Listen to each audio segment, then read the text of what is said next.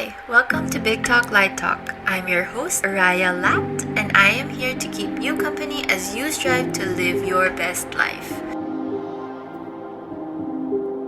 Join me to know more about creating a soul aligned career for yourself and the tools you need to get you there, from your health to your belief systems to the soul patterns you are repeating that are getting in the way of true success.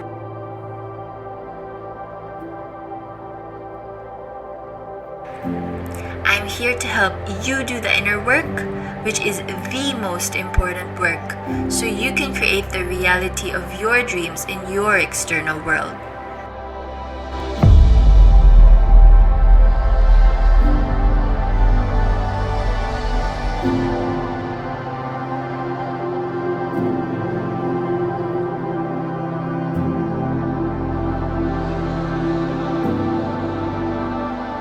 And once you get there, I am going to give you the tools you need to maintain it so you can play all out in the world. Let's create work you love, shall we? And nothing less than the life of our dreams.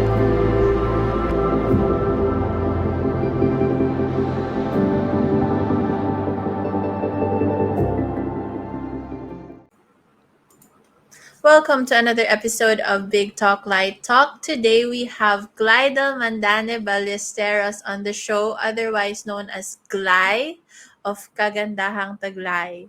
And today we will talk about her work, which she is very much passionate about. She is a certified Reiki professional under Reiki Wellness Manila, a meditation teacher, a capacitar practitioner, and a certified online coach under the School of Online Coaches. So, welcome to the show, Glay. Woo! Thank you so much, Raya, for inviting me here, for allowing me to be part of your show. I am very honored to be on this podcast episode with you. And I would just like to say your energy as you came into the room and coming into this podcast episode, I wasn't really prepared. And then you grounded me and we started with meditation behind the scenes. And I would just like to acknowledge your loving energy. And yeah, thank you for being here and for wanting to have this conversation with me. Yes naman, basta ikaw. It is what it is. Sabi nga ni Lord, di ba? You just allow the present moment to, engage, being present in the presence. And thank you. Thank you for allowing me to have that short, gasho meditation with you, Raya.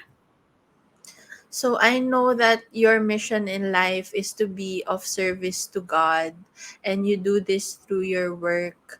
Um, you are currently a full-time community development worker at Helasio Yason Foundation Family Farm School. It's a mouthful to say.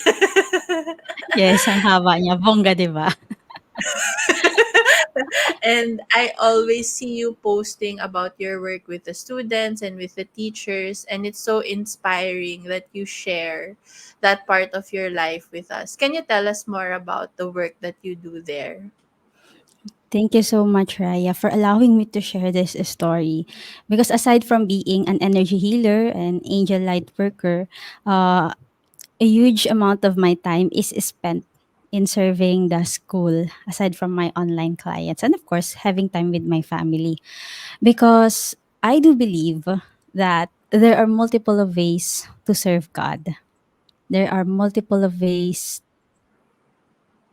and as of this moment being here in our school, I'd like to think of it as, God led me to be here. When the reason why I am here because way back in 2017, after my graduation in college, I joined the Jesuit Volunteer of the Philippines and I asked God, God, since you let me pass my thesis, allow me to give back to you. And lo and behold, God decided to place me here at Helasio Foundation Family Farm School, or Family Farm School for short. And my work here involves a lot of things: teaching, guiding the staff, the teachers, even the parents, creating spiritual formation programs. I'm handling the well-being program of the school. We call it TET, Transformative Education Tools, but it's actually just, a group or collection of different tools that we are sharing to our students, because we believe that if we have these tools, if they have these tools, they are practicing it despite of the challenges in their life, they can transcend all those challenges. And because of the school, I also discovered Reiki. So Mm, my mother-in-law, which is actually my boss then, is mm, a friend of teacher Isa. And teacher Isa volunteers actually sometimes here in our school, and she taught us how to practice the Reiki, and how can we use the different tools, not just Reiki. Teacher Isa also teaches us about the capacitar.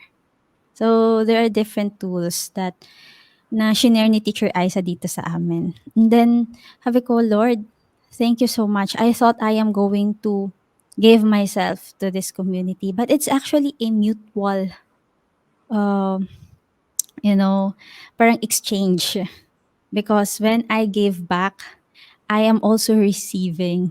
And remember I mentioned na kapag, "Lord, nakapasa ako sa thesis, magbabalik ako sa'yo." Nakakatawa lang kasi yung parish, local parish near our school is actually a Christ the King church. And when I prayed to God that time, I was actually praying sa Christ the King church sa Ateneo de Naga. Sabi ko, "Wow, Lord, talagang nagbalik ako sa'yo." So in everything that I do, I take it as an offering to God, to our divine creator, universe, ano man yung tawag natin diyan, no, Buddha nature or all-knowing wisdom. It is what it is. What's important is I know we all, and I can feel we all came from one source. And that's why I'm very passionate about my work here sa aming school. it parang it seems like a very progressive school from your stories and your sharings about ewan ko, hindi siya yung typical traditional, correct me if I'm wrong pero parang hindi siya yung typical traditional school, as I know anyway. Parang ang cool. Yes. Yes. Kaya ako na in love sa school. Kasi hindi talaga siya yung typical school. If you visit our school, we are also teaching our students how to practice organic agriculture. At least, they have that knowledge, basic knowledge, and how they can apply it to their own farm or to their own garden at school. We have a program called Food Always in the Home, or Faith, and we are encouraging our students to, have this small garden kung saan makakamura sila, 'di ba? Instead of buying this vegetable, sobrang mahal na ng bilihin ngayon dito sa Pilipinas, Raya. And when they have this available tools then, vegetables, then they can have it in their home. And also at the same time, tagus din siya doon sa natural health program ng school. Because sometimes, what are the reason kung bakit tayo nagkakasakit? If we are going to check our food, 'di ba? Ang perception kasi minsan ng mga tao kapag lagi kang gulay, parang kawawa ka. But actually, eating vegetables brings so much nourishment in our body. And here in our school, we also have an advocacy for ecology. Kasi lahat naman tayo ay ano, magkakaugnay, we all one from one creator. So ibig sabihin dapat naalagaan rin natin yung ating environment para alagaan rin tayo ng ating environment. Kaya nga sabi ko, grabe pala kapag tinilad-tilad namin yung mga programs, parang isang malaking program siya sa ibang organization. But here in Helasio Farm School, we see it as a way of, iisa lang naman yan, magkakarugtong yan, integrated. And although we cannot claim na parang super perfect na, but at least we are planting this, ideas, or some. somehow in the consciousness of the students that they themselves can, be wealthy at the same time taking care of their body, taking care of their family. And actually, ang reality is I'm serving the marginalized sector. So sometimes you will ask yourself, hala, how can I share this tools to others na, di ba, wala silang makain, di ba? Paano nila ipa-practice yun kung wala nga silang makain? So, kailangan yung intervention is from different aspects. As much as we can. Hindi man tayo Superman, hindi man tayo Batman lagi. Pero, kung ano yung makaya at that moment, no? So, kaya sabi ko talaga parang kakaiba yung school and I'm honored to be here because here at the school, I was able to learn more from experience, from the ground. Ano yung mga nangyayari. It helps me be more grounded than as a practitioner, no? And nakakatuwa lang kasi yung Reiki, napaka-compliment niya. Di mo man sabihin na Reiki yung term mo minsan, no? Pero you can explain it through words like faith, kung ano yung swak sa kanila, or through neuroscience, di ba? Kung gusto medyo scientific, or pwede rin some body-mind, connection. So there are different ways that you can introduce this concept of energy healing sa mga bata. And in my class, personally, nasa grade 12, nagtuturo ako kung saan gagraduate na sila. I am actually praying. That's why I always start everything that I do in prayer, in meditation, because there are things sometimes na hindi natin mahanap yung answers if we're only seeking through our mind. But through divine intervention, I was able to develop some activities na very engaging sa mga bata na may concept din ng energy healing. Parang unti-unti na i-introduce sila do'n. And thankfully, the school has already a program even before pa ako pumunta dito kasi meron sila yung 3 acts of goodness. Yung basic nun is think good thoughts, speak good words, do good deeds. But if you focus on think good thoughts alone, we are going to study the mind. How does the mind work? 'Di ba? And what are the powers na available sa'yo if you able to connect with your mind through practicing meditation and other tools. So, ang dami kong nasabi pero yes, thank you so much for allowing me to be passionate in sharing this to your show, Raya. It's nice to see. It's very nice to see. And if you'll tell our audience, saan yung school located? If for those who might be interested in, I don't know, maybe, who knows, checking it out and seeing the methods and maybe learning a thing or two.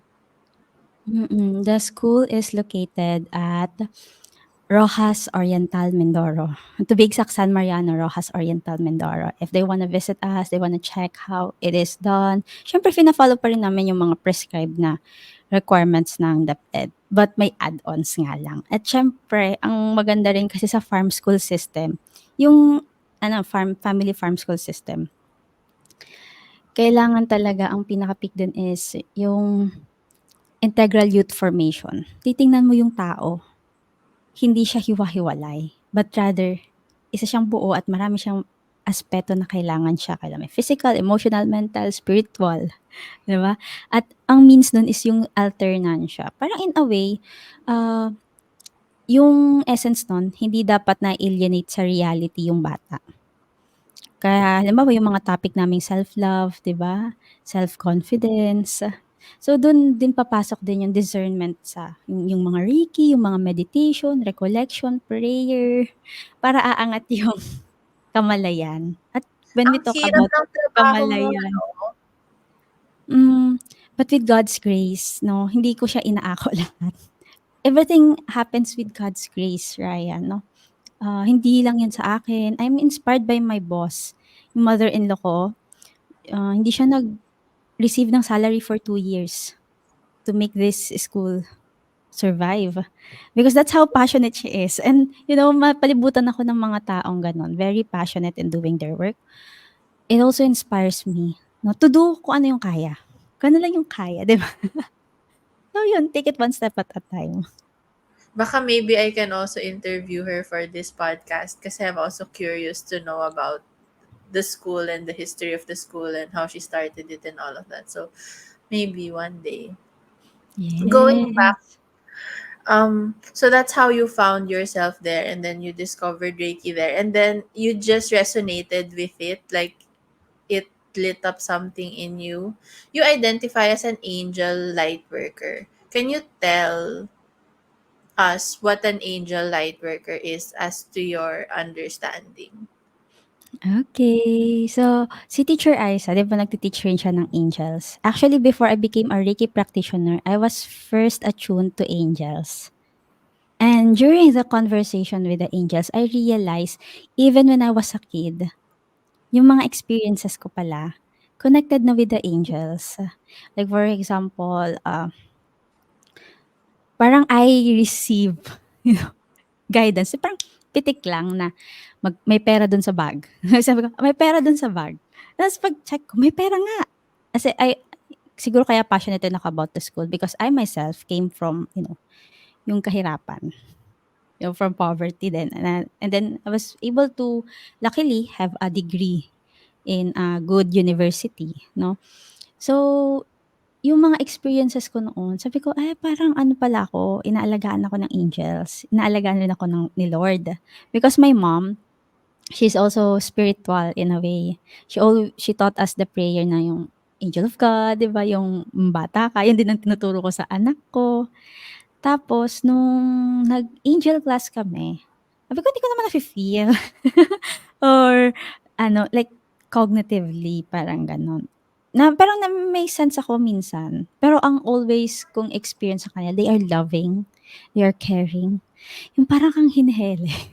Tapos kung may guidance sila, napaka-gentle, soothing, and actually it took me time to include yung angel sa aking work. Kasi before pure Reiki yung aking focus. But then there's guidance na parang, "Hey, I wanna help you. I wanna join." Mga gano'n. That's why I am also inviting them dun sa mga Reiki sessions ko. Even though I don't tell my clients na, ah, may may angel energies nung una, mga gano'n. They always felt like para silang relax, naso-soothe. And then now, this year when I, think about it, pinag-pray ko siya, I had a guidance. Actually, inspiration mo din, Raya, to include Angel Reiki. To finally call it Angel Reiki because, yan, tinatawag mo lang din naman sila, ini-invite mo, and masaya yung mga clients mo. Then why not combine it na lang? And yes, kung sino maka-resonate din, sila, go lang. Hmm. Nicely said. You also do capacitar healing, or I don't know. Can you explain what capacitar is for those of us who don't know? So, Capacitar is a collection of well-being tools that is easy to share, easy to learn, and easy to practice. You only need your body. It is safe din. Tapos, in my experience, kahit hindi ka energy worker, you can do it. And kung titingnan natin, may background pa rin yun ng energy eh. Kasi everything has energy naman, di ba? So, halimbawa, when you press certain points sa yung body, parang may acupressure na aspect, di ba? So, base rin yun sa mga system sa China, 'di ba? And I know based din siya sa may mga chakras, meridian points, mga gano'ng bagay. So, eto yung mga tools na nakatulong sa mga parents namin because some of the parents minsan di pa nila gets yung mga Reiki, yung mga angels, 'di ba? Because kanya-kanya tayong belief. Pero kapag in-explain mo sa kanila yung sa kapasitar, gawin mo lang, na-experience naman nila, "Ay, parang ang sarap pala sa feeling, gumaan." 'Di yun, bongga, 'di ba? So, they can Body have it. literacy tool siya. Body Mm. literacy tool siya. So, working with the body. So, like, EFT ba is part of it, yung tapping? Yes. Actually part siya nun, yung EFT, pero yung basic lang, 'no? Kasi ang alam ko EFT itself is another modality. Yung Modality. Tai Chi, another modality din siya. Parang yung capacitor kasi parang yung mga basic ng iba't ibang modalities na ipon. Oh, Tapos puwede mo that's siyang nice. gamitin, and see for yourself kung okey ka dun. Hindi siya form ng therapy, eh. Kasi ang therapy 'di ba mahaba yung process niya, medyo mas complex. Yung premise kasi ng kapasitar, you just do it, you try it, how does it feel in your body, and kung okey sa'yo din, pagpatuloy mo siya. Puwede ka magbigay ng dalawa sigurong quick examples for our audience na puwede nilang i-try? Oo naman, yes, sige. So, right now, ano bang feel mo ngayon, Raya? Para ikaw mag-example ko. Ako yung example mo. Mm, Um, medyo uneasy, mm. sa stomach ko Uneasy. nararamdaman. Uneasy sa stomach, okey, sige. So, right now what's coming to me is we can do some tapping, 'no? Okay? Some tapping, and then may acupressure points tayo na puwedeng i-press, Okay. okey? And then after nun is finger holds tayo, oh, 'di ba? Ano kasi Okay. madali lang naman siya. So, I want you to sit on your most comfortable position, okay? We are not going to close our eyes. We are going to use our hands. So, gently close your hands sa isang fist, 'no? And we'll tap our body sa head. Tap. Okay, tap, tap. Okay, tap. Okay, tap. Tap, tap, tap, tap, tap, tap. And 'pag dito sa I am inviting you to growl. Okay, 1, 2, 3, go. Ah. One more time. Ah. Last one. Ah. Right, and let's shake our body. Shake, shake, shake, shake. And right now, I want you to press yung dito, oh, sa may cheeks natin sa baba. We can press that point. Puwedeng ganito, 'no? And take a deep breath in and out. Breathe in and out. Breathe in and out. Okay. Now, let us practice the finger holds. So, hahawakan lang natin ang ating finger. Any ano, left man yan or right. And as you hold the thumb finger, this is the finger for sadness and grief. If you feel like crying, it is okay. Let us use our breath to release all the things that is related with this emotion. There's no need to think more about it. Just trust your body. Okay? Take a deep breath in and out. Breathe in and out. Breathe in and out. Now, let us move to another finger, the pointing finger. This finger is related with fear. If there's anything that is causing you to feel any fear, allow your breath to release it in and out. Take a deep breath in and out. Take a deep breath in and out. Now, Let us move to the middle finger. The middle finger is related with the feeling of anger. While holding your middle finger, let us allow our breath to release any emotions related to this. Take a deep breath in and out. Breathe in and out. Take a deep breath in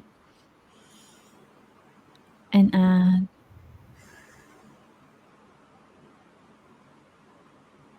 Now let us move to the ring finger. And as we breathe in and out, allow our body to release the emotion that is related with worry. Take a deep breath in and out. Breathe in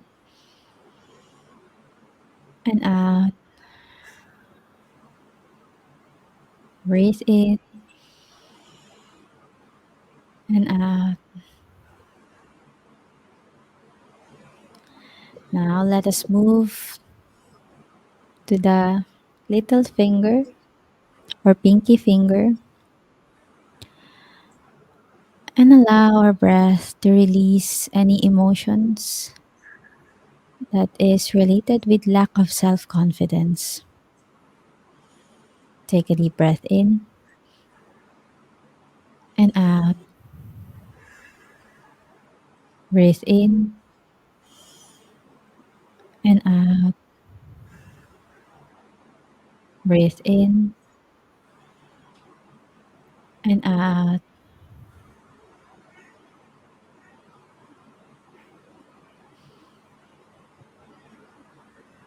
Now, to end this quick mindfulness moment, I am inviting you to bring your hands to your heart and take a moment to feel your heart.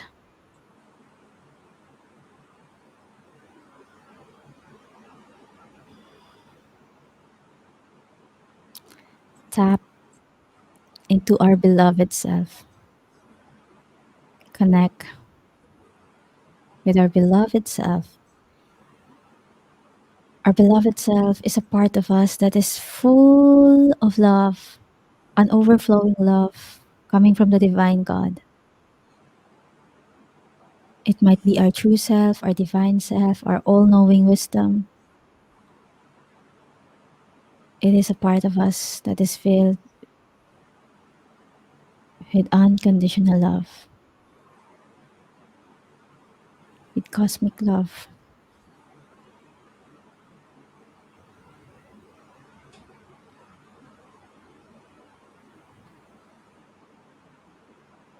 Take a deep breath in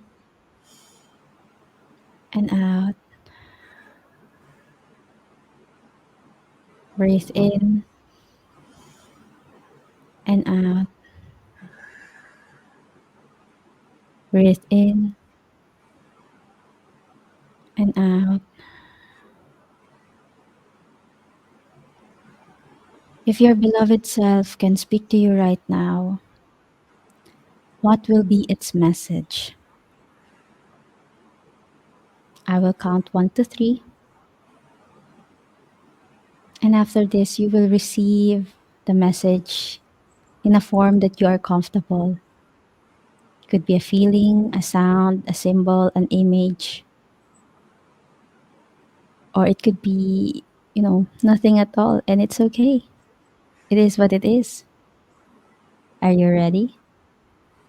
Take a deep breath in and out. 1, 2, 3. You are loved. Yes, you are. Beyond what you can imagine, beyond what you can perceive. Let us give thanks. to this part of us, to this beloved self, and to the divine God for the message. To end this quick mindfulness moment, again, let us take one big deep breath. A grateful breath. Okay, a grateful breath. A breath full of gratitude for being alive, for existing here on earth, for just being who you are. Are you ready? Take a deep breath in and out.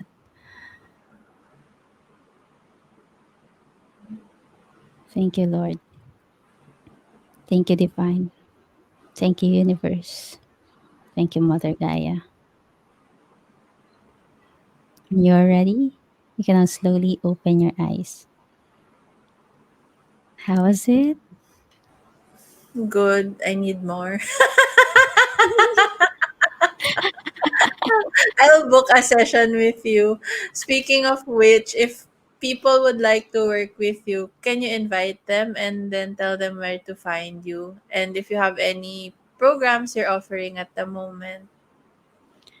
All right. So, hi everyone. If you want to check out Kagandahang Taglay, I have a Facebook page and Instagram page called Kagandahang Taglay. And I am very excited to connect with heart-centered leaders for, loving carers, people who are ready to be a God's beloved. Akatangi-tangi, kamahal-mahal, yung ready kiligin sa life, 'di ba? So, yun. You can find me on my social media accounts. And right now, I actually have a free online self-care session tomorrow, 5 p.m. Mm. yon, no, via Zoom. And it is hosted in my online community at nas.io/kagandahang taglay. If you want to get the link, again, feel free to just comment or reach out via DM to my social media accounts. Come as you are, my dearly beloved. God loves you always. So it is what it is. And current programs right now, as of this moment, I am offering one on one angel Reiki sessions. And I have an upcoming online retreat called Deeply Love on April 27. So if you want to learn more about it, just again, feel free to come as you are on my Facebook page or Instagram page, Kagandahang Taglay. Thank you so much for sharing your time, your energy, your passions with us. Um, uh, I feel like I would like to ask you so many questions and at the same time just bask in the energies. Does that make sense? Yes, oo naman. And it's okay, Raya. It is what it is talaga tayo minsan, no? Just by being present at this moment without any judgment sa ating sarili. It is already a gift. It is already a form of healing for ourselves, 'di ba? And I'm so happy to be here with you. Ang sarap talaga ng effect mo sa mga tao. Thank you Nakakatulog for ba? that. Nakaka-relax, nakakagaan. Hmm. Significant. Hmm, mm. Like if you feel the gaan right now, ako na tuloy nagtanong ulit na. If you feel the gaan right now, Raya, I'm wondering where can you feel it in your body? Sa heart ko, pero parang kailangan ko pa ng more para mag-expand siya further. Hindi ko Mm. alam bakit ganito yung nararamdaman ko at the moment. Pero sabi mo, it is what it is. Yes, it is what it is. And when when you receive the message, you are loved, how does it feel? That you can be imperfect and that you can just come as you are. And bakit ako umiiyak sa... Oh Oh my gosh, ang daming nagka-come up for me right now na shadows. Just Mm. being with you now and being with your energy and with your presence. And if, yeah, I'm being honest, ang daming nagka-come up na contrast and na, yeah, shadows and na thoughts of imperfection and not being enough. Mm. So I want you to sit with it right now, Raya. Stay with it. And I'm being guided to ask you this question. Where can you feel, you know, God right now? If you want to close your eyes, Sa heart. nasa heart siya. Hmm. Mm. And how does Heart. it feel? What Gusto is ko umiyak. umiyak? So Gusto it ko is. umiyak ng madaming iyak. Okay, so you cry. This Hindi is ko your alam kung show gusto ko and maging vulnerable. mm, mm, On this show. mm, mm. Yes, it's okay. Remember, you are loved. You are loved. Sometimes we are not used to feeling this. And when we feel this energy, it might, scare a part of us because it's not what we used to feel sometimes, diba? You know, Ang confronting sarap. our shadows. Ano yun? Sige, go lang. Share ka Ang lang. sarap. Mm, mm. Masarap yun. Kahit nakakaiyak. Siguro ito yung energy ng angels na nararamdaman ko kasi it's very loving. It's the same when you facilitated Angel Reiki for me before. When I first experienced the energy of the angels, and that's what piqued my interest to want to incorporate it then into my practice. Pero iba yung sayo eh. Ibang level. If It's I may say. it's God's level. Si God ang nun, may gawa nun. So when we work with angels, it's important na we ground ourselves because yun nga nakaka-high ang energy nila. And it's important to ground ourselves. Ground our lower chakras, no? So, yun, isa rin yun sa mga self-care ko. Para at the end of the day, I have a family, a family to take care of. I am also serving the community. So, yun. And trust, it is what it is nga. Mm. And to God all be the glory. Lahat ng yun, ng papuri ay sa Diyos. Ibinabalik. Thank you so much for your energy and for sharing your time with us today. Mm. And thank you din. What you're doing, interviewing, sharing what is light work. It's needed. Mm. Thank you for holding space.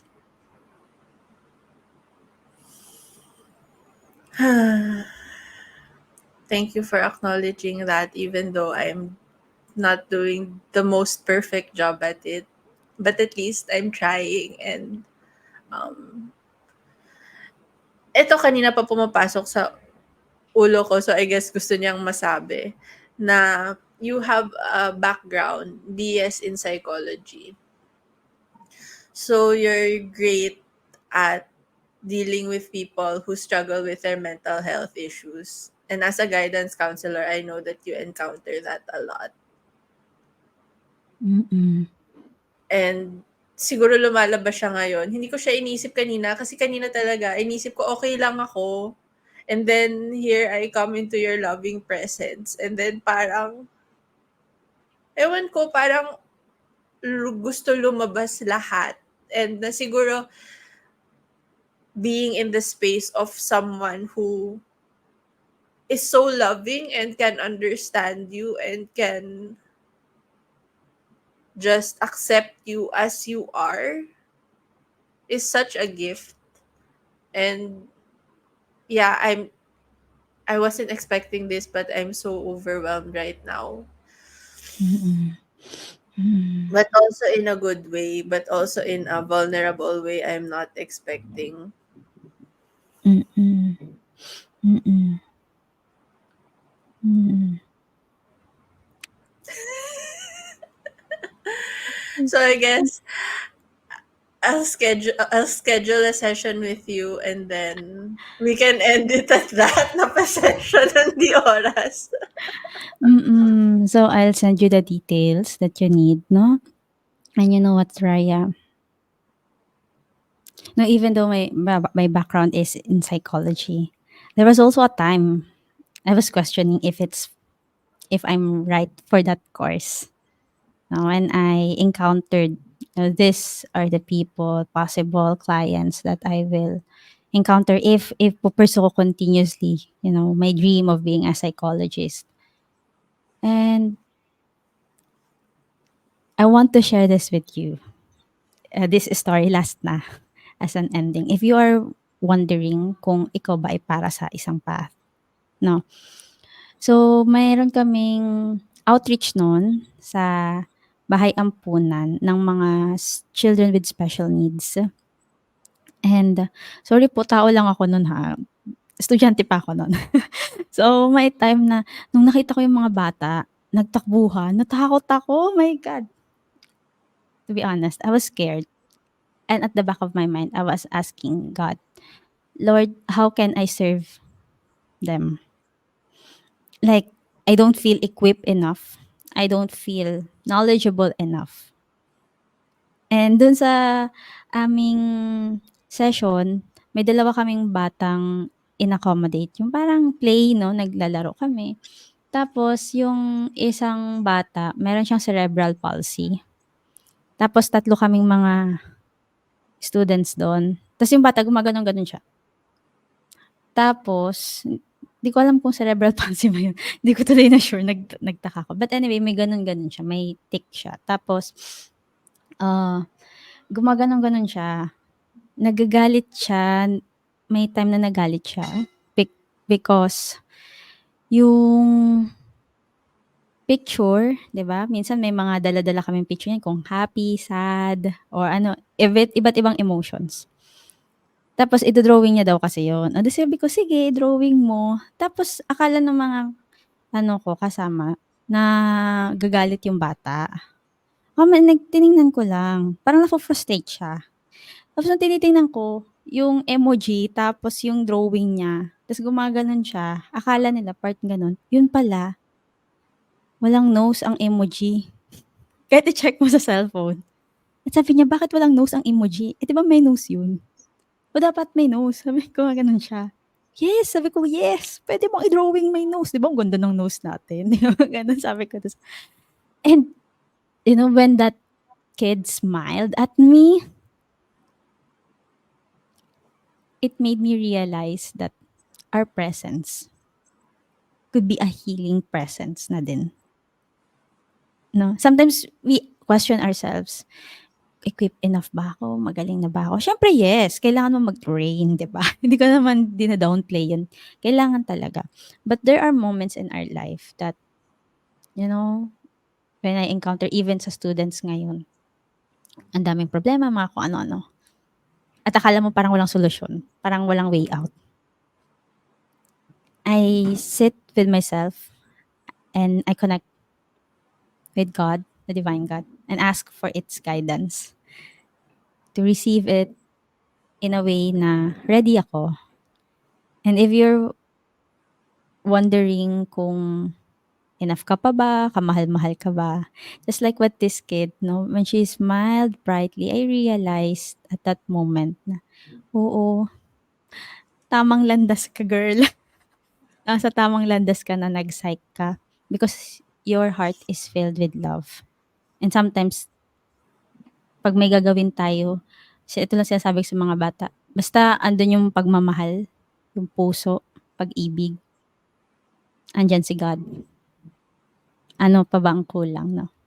So, it is what it is. And lo and behold, I find myself, even my clients, my students, they feel this, a sense of parang kaya, empowerment. No? You might not always have the answers, but, it can come to us if we allow ourselves to just, feel, be fully present with ourselves, ano man ang forma niyan ngayon, at mahalin yun. Hindi yung kapag magaling ka lang, hindi yung kapag perfect ka na, hindi yung kapag amazing na lahat ang ginagawa mo. When you are feeling like nasa low ka, nadapa, that's when you have to love yourself some more, because just by loving, by loving, filling your heart with so much love, you're enough. You're a child of God. God loves you, and your work, what you're doing, offer it and see kung saan siya papunta. So thank you. Thank you, Glay. Any parting words for our audience to close the show? Ang dami kong sinabi, pero to sum it up, eto lang. Always remember, God loves you. God loves you. Ganda. God loves us all. Mm-mm. Thank you. I Namaste. love you. I love you Namaste. too.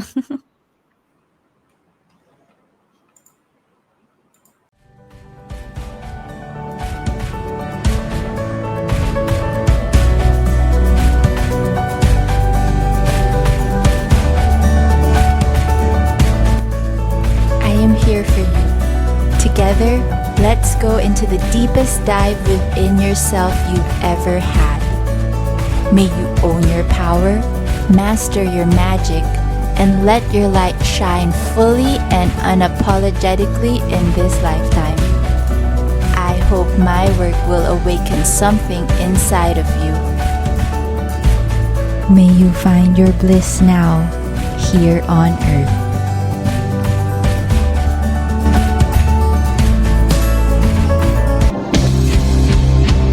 You are strong, you are beautiful, you are powerful, you are unstoppable, you are kick-ass, you are amazing, you are loved, and you are loved.